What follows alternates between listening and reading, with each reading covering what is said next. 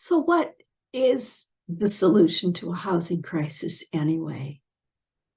When we do a deeper dive into the elements, we can see that a housing crisis could be about people's right to a home, but it could also be an economic issue for the businesses that depend on employees in order to work in a community. And it can also, of course, then be an issue of the sustainability of a community itself.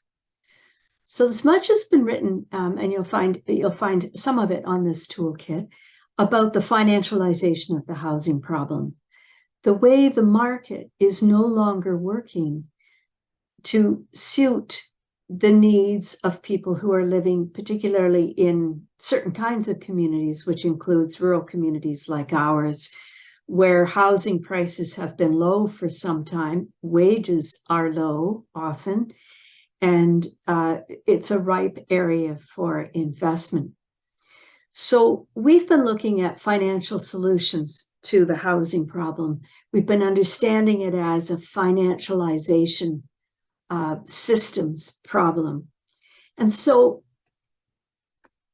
when we look at what makes up a community, and we go to bottom line thinking, we think about people, the impact on community profit, the business impact on community, and also the environmental impact on community, which we can't ignore. The invitation is to look at these hybrid areas where these systems meet for solution. So what might business be doing differently?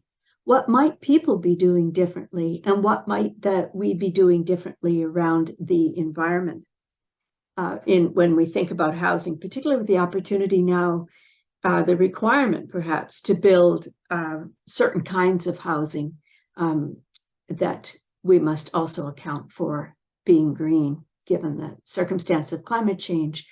So let's look for a moment at how money travels in communities.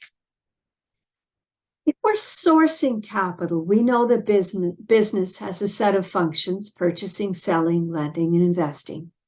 We know that municipal governments work from tax money.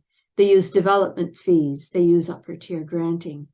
And we know that the social sector looks at granting, philanthropy, donating, and purchase of service. So by social sector, I mean the nonprofit sector and philanthropy. And of course, the nonprofit sector in many communities is no longer completely nonprofit, but includes social enterprises.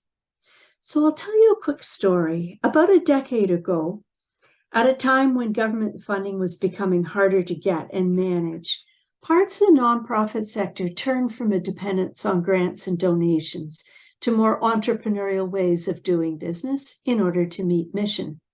And at about the same time, we saw many businesses move to an understanding of the profit value of contributing to social issues.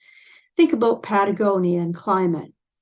Think about getting your flu shots at a drugstore. Think about getting, during a pandemic, your inoculations at your local drugstores. As these two spheres of business and the social sector begin to cross over, we see nonprofits running social enterprises, businesses like the CMHA Cafe in Owen Sound, or the Georgian Bay Arts, or the Refillery that's moving so well as a business in the south end of Southern Georgian Bay. Nonprofit operations that earn revenue and plow it back into mission, that support artists, employment and training, and a host of other social benefits. If social enterprises were the tip of the iceberg in the social finance movement, they were quickly followed by social investing organizations and new hybrid financial mechanisms, such as community bonds. And around Canada, we see social enterprise housing developers, municipal guarantees on community loan funds that enable and leverage local investment.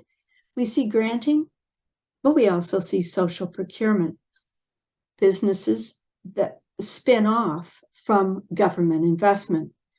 Or we see The community's going green in ways that also reduce costs. In our work through the lab, the Social Finance and Housing Group has so far identified 13 social finance structures that are being used somewhere in Canada to create more affordable housing. You'll find a list of these on our toolkit. These are all created in unique partnerships that suit people and community, and many work with municipal engagement and support.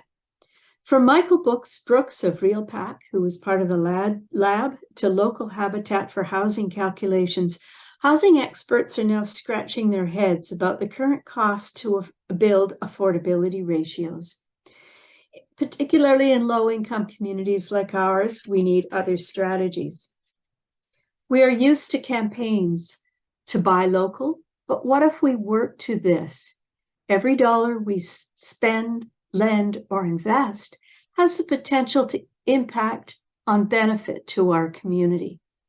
This is the kind of thinking that is mobilizing everywhere in major centers, and it's a huge opportunity for our smaller rural communities to get on board. And think for a moment, who are the biggest spenders, investors, and purchasers on our landscape? Many, include our municipalities, are already public serving organizations, so municipalities, but also our large institutions, hospitals, schools, colleges. In fact, the engagement of municipalities as custodians of community wealth in big problem solving at the local level is much more critical in rural than in urban. We simply do not have the density or scale of nonprofits to go it alone as urban communities do. StatsCan reports that rural nonprofits in Canada have about a third of the revenue capacity of the urban sector. So while urban nonprofits have been big players in the development of community wealth and social finance strategies, we need our municipalities on board.